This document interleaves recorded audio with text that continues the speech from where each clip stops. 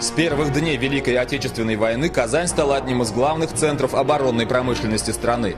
Сюда были эвакуированы население и промышленность западных областей Советского Союза.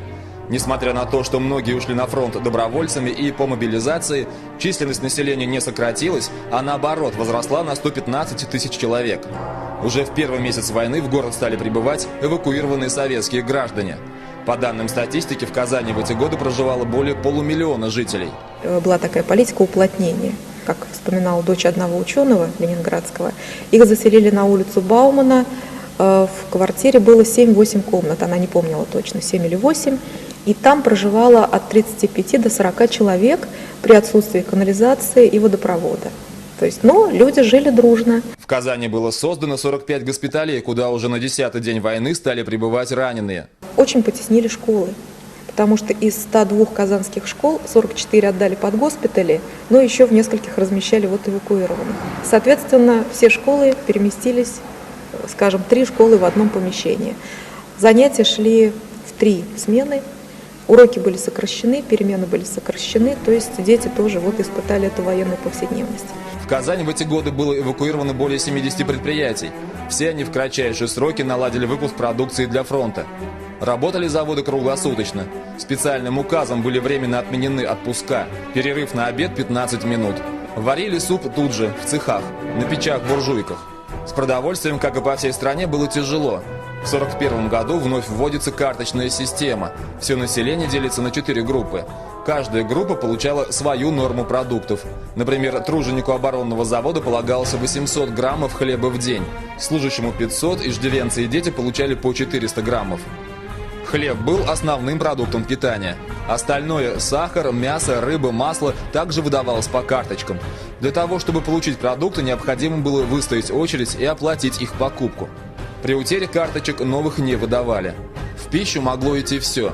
Например, моллюски, которых вылавливали в Волге. Их использовали для питания раненых в госпиталях. То есть собирали элементарно грузовиком, завозили в госпиталь или привозили ученых, тоже этими моллюсками кормили. Их жарили просто без масла и как мясо такое использовали. В это время Казань была центром научной мысли страны. Сюда была эвакуирована Академия наук Советского Союза.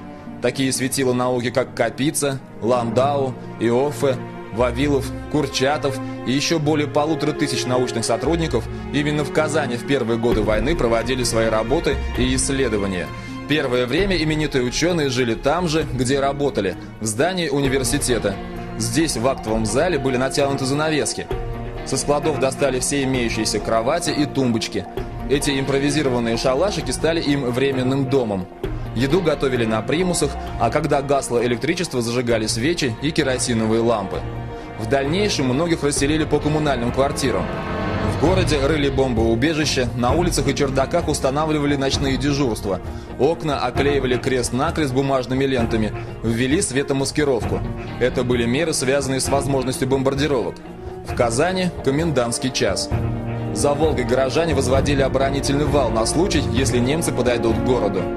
Увеличение числа работающих заводов привело к перебоям снабжения электроэнергией, водой и отоплением.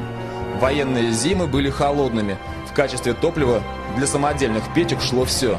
На дрова разобрали лестницы, парковые скамейки, заборы, сараи. Ощущалась нехватка информации.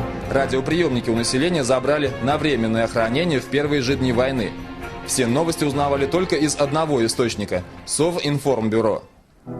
Шла война, но жизнь продолжалась. Все театральные труппы, оперный, балет, академические, поочередно выступали в помещении Большого драматического театра. В 1942 году, несмотря ни на что, работали некоторые детские летние загородные лагеря. Советские революционные праздники никто не отменял, и люди с энтузиазмом отмечали все памятные даты, ходили на октябрьские демонстрации, с радостью встречали Новый год, Сабантуй, некоторые Рождество. Но самым незабываемым, конечно, стало празднование Победы. Все были в ожидании, когда же объявят о капитуляции Германии. И вот в ночь с 8 на 9 мая по радио объявили долгожданное сообщение. Весь город высыпал на ночные улицы. Военные на радостях стреляли в воздух. Раненые вышли из госпиталей. Играли оркестры, люди танцевали, пели. Фронтовиков поднимали на руки и качали.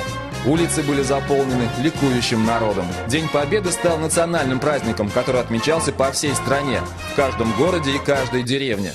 С 1965 года он приобрел официальный статус и был объявлен нерабочим днем.